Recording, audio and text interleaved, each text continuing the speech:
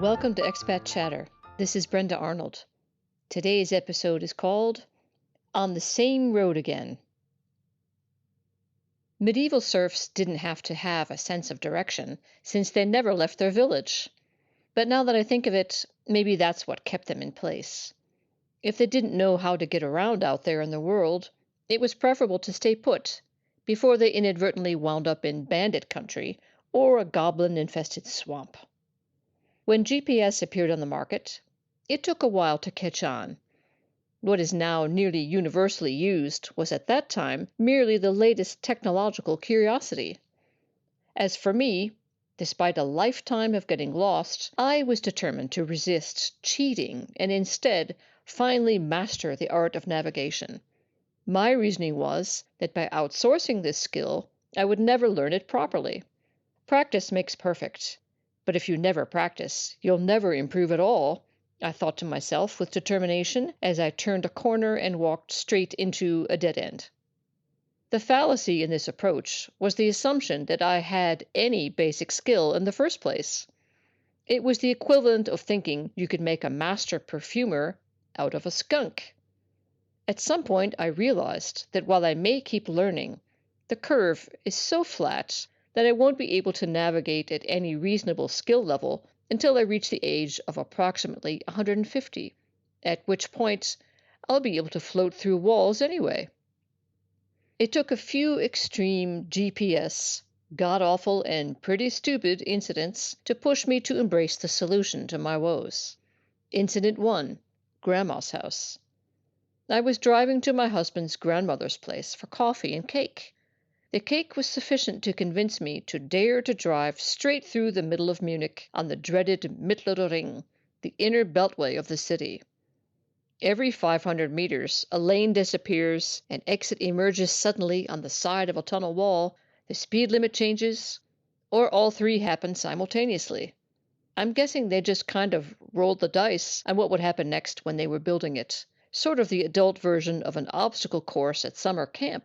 Except instead of winning a t-shirt, the stakes here run the gamut from just getting lost to getting killed. The actual name of the Mittlere Ring also flip-flops between Frankfurter Ring, Bundesstraße 2R, Innsbrucker Ring, etc., just to keep you on your toes and your foot on the gas pedal as you careen your way through the city. It goes without saying that I took the wrong exit. Somehow I wound up in a kind of holding pattern, entering and exiting in different places. I could spot the apartment complex where I needed to go through the window at every pass. So close, and yet so far. I had been there many times as a passenger, so everything looked familiar, so vaguely, annoyingly familiar. Incident 2, the birthday party. I was driving my daughter to a birthday party located off the A8 Autobahn to Salzburg. Somehow I missed the exit to the southern Munich suburb of Ottobrunn and nearly wound up in Salzburg, literally a different country. If I had continued just a few more kilometers, I was in acute danger of having to buy an Autobahn pass for the right to stay on the road. Far more important, I would have to alter the language I used to order coffee, a crucial part of my life. The trauma of getting lost was compounded by the distress caused to my daughter for arriving an hour late. She came just in time for the present opening. Incident 3, New York, the almost foolproof city. Here I am in New York, not just the city that never sleeps, but also the city where you almost cannot get lost. The streets are numbered, so if you can count and read signs, you should be able to find where you want to go. The only insider knowledge required is that Fifth Avenue separates West 35th Street from East 35th Street and all other east-west streets. If you're going to make a city easy to navigate, it would be hard to improve on the New York grid system. I find myself wandering around Midtown Manhattan. Traveling alone, I can be spontaneous and change tack at any time. I'm just going to walk around randomly and read the restaurant menus in the window until one appears that looks appealing, I think. New York is pricey, So I force myself to keep my budget expectations in check.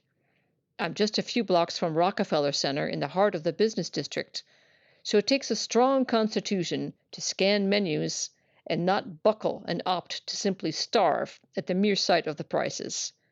This continues for a few blocks. Eliminating restaurant choices is easy. This menu offers too much meat. The people inside this deli are too well heeled for my stretch pants and sweatshirt getup. These tablecloths are too starched. No need to even consult the menu. This one's too little, that one's too big, but finally, just like Goldilocks, I land on a bistro that looks just right, minus the bears, unless you count the hairy guy sitting at the table in the corner. Entering the restaurant, it looks vaguely familiar. Looking at the cakes in the display case, I recognize the red velvet cheesecake that I had 2 days ago. They must source their cakes from the same bakery, I tell myself. But even as I think this, a sense of foreboding and tired resignation settles upon me. I turn and look out the window and see Barclays Bank, the same one I had stared at absently 2 days earlier while having a phone call. New York consists of 5 separate boroughs, 300 square miles connected by 656 miles of subway. What are the odds of randomly landing in the same restaurant? The only logical conclusion is that my feet have outstripped the navigational part in my brain, which consists of a single synapse known as the corpus got lost again. At least my feet have the ability to find their way, and are gracious enough to take the rest of my body along. They seem to have their own navigational system, and override my innate sense of senselessness. I suppose muscle memory is better than no memory, I think to myself, while tucking into a piece of red velvet cheesecake. Thanks for listening, and see you next time.